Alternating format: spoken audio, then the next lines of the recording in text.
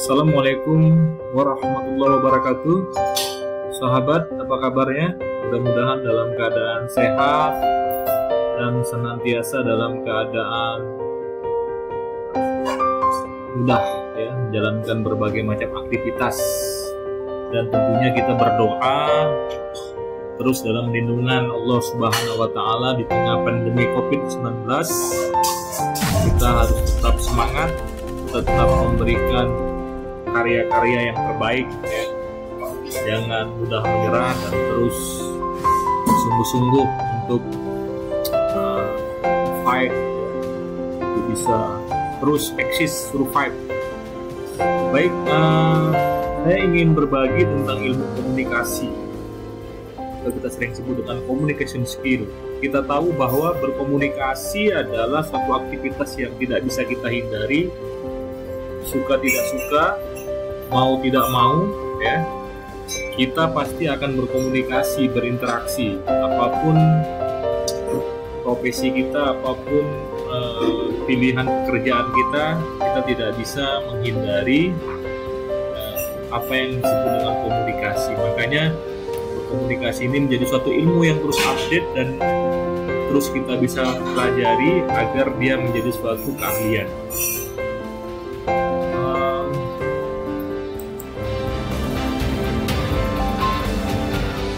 Kalau dari definisi ya, definisi itu banyak dari sumber-sumber yang saya peroleh ya, referensi dari berbagai macam sumber. Jadi komunikasi secara sederhana definisinya begini ya. Jadi proses penyampaian pesan dari komunikator ke komunikan melalui saluran ataupun media untuk mendapatkan umpan balik atau respon yang sesuai. Jadi ada beberapa kata kunci di sana. Yang pertama adalah adanya proses penyampaian pesan ya, yang diberikan komunikator kepada komunikan yang menerima informasi dengan saluran atau media. Jadi ada media untuk menyampaikan pesan dengan harapan adanya satu respon yang sesuai yang diharapkan si komunikator ini. Nah, jadi kalau misalnya ada komunikasi, kemudian respon yang diberikan oleh si penerima informasi ini tidak sesuai dengan apa yang menjadi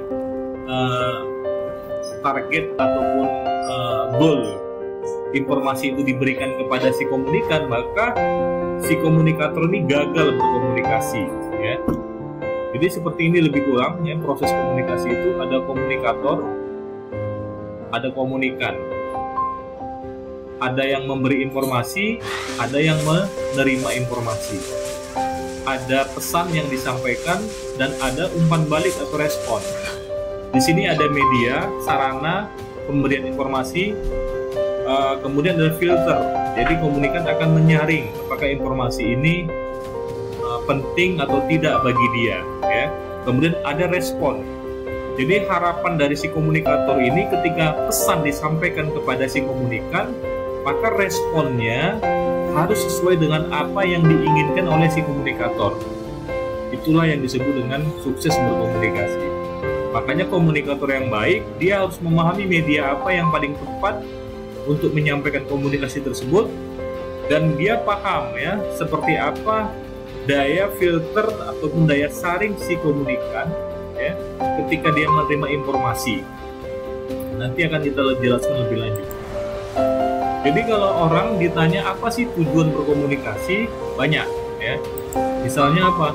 Meminta agar memberi, mengajak agar ikut, menyuruh agar mengerjakan, memberikan agar menerima, membujuk agar menuruti, menjelaskan agar mengerti, menjual agar membeli ya, membeli agar menjual ya, melamar agar menikah. Nah, ini yang terakhir ya, bagi para jomblower ya. Kalau misalnya gagal mempengaruhi calon mertua, maka nanti tidak berhasil untuk menikah. Maka harus punya kemampuan yang baik, bagaimana cara berkomunikasi yang efektif agar nanti calon mertuanya itu bisa menerima lamaran Anda ya. Ini perlu kita pelajari. Oke. Ini ada satu tayangan ya, tayangan yang lucu ya. Mari kita bisa. Oke, nggak keluar ya videonya. Nanti kita berikan lain waktu aja. Oke, sekarang kita harus pahami 3 pilar ya. 3 pilar dalam berkomunikasi. Ini teori dasarnya. Yang pertama itu ada ethos, ada pathos, dan ada logos. Saya kira sangat mudah kita untuk mengingatnya. Ada ethos, ada pathos, dan ada logos. Nah, jadi ethos itu adalah komunikator harus bisa dipercaya. Jadi artinya bagaimana ethosnya itu ketika kita berbicara kepada orang lain, orang akan menilai bagaimana kredibilitas kita, bagaimana kepribadian kita, bagaimana performance kita.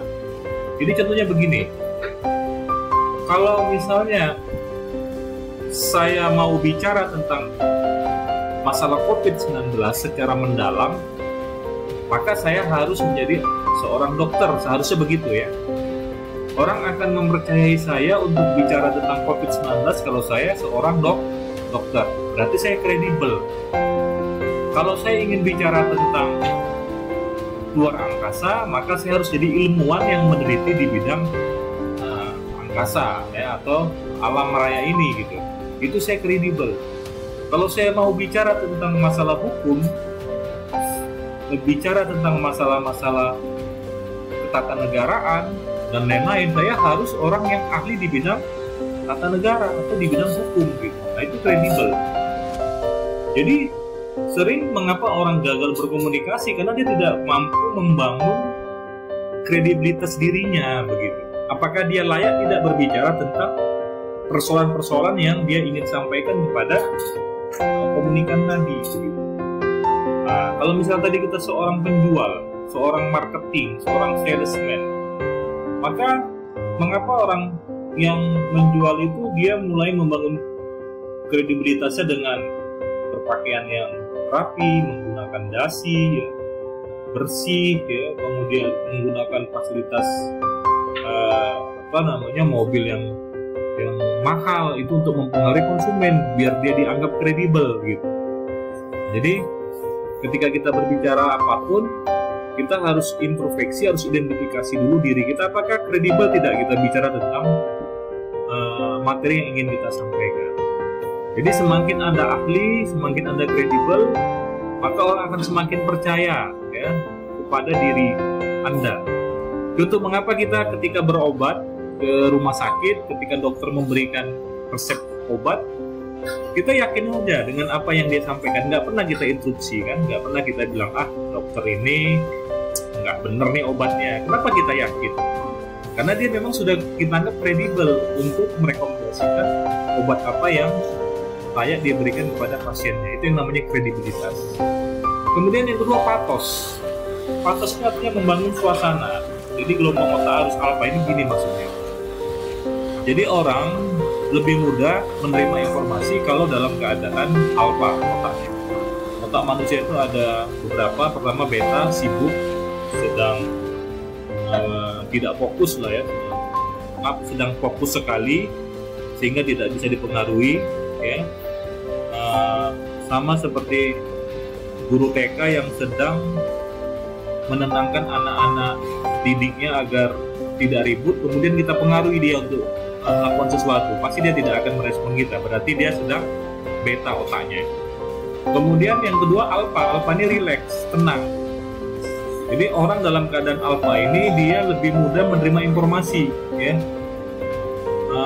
Makanya banyak sekali deal-deal bisnis itu terjadi di rumah makan atau di restoran atau di lapangan golf karena memang sedang membangun suasana. Jadi kalau misalnya Anda ingin mempengaruhi orang, apalagi berbicara hal-hal yang sangat penting, sangat substansi, deal bisnis atau hal-hal yang sifatnya memang tema-tema besar, Anda memang harus membawa dia ke tempat yang suasana otaknya tuh alfa sehingga mudah dipengaruhi. ya, itu namanya pathos. Ya. Nah, ini penting kita pahami. Kemudian yang ketiga, logos. Logos itu artinya bagaimana isi pesan kita tuh harus masuk akal bagi dirinya. Jadi nggak mungkin kita mempengaruhi orang kalau bagi dia itu tidak masuk akal.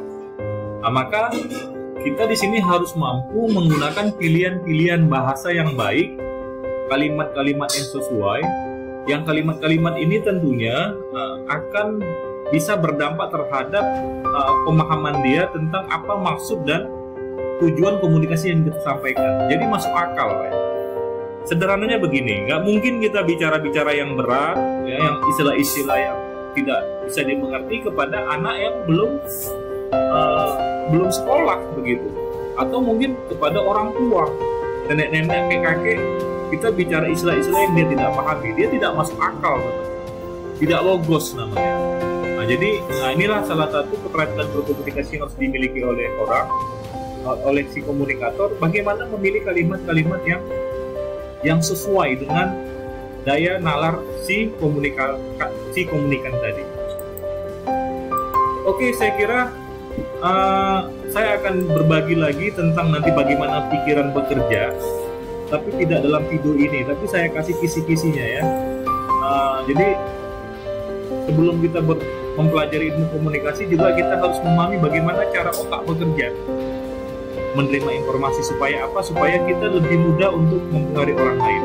Jadi ini saya akan berikan di penyampaian materi berikutnya, makanya terus ikuti ya video-video motivasi saya, dan jangan lupa klik tombol subscribe dan likes-nya serta share kalau video ini bermanfaat ya bagi siapapun yang akan mendengar. Oke, barangkali itu dulu, sampai ketemu di video berikutnya, mudah-mudahan bermanfaat. Wassalamualaikum warahmatullahi wabarakatuh.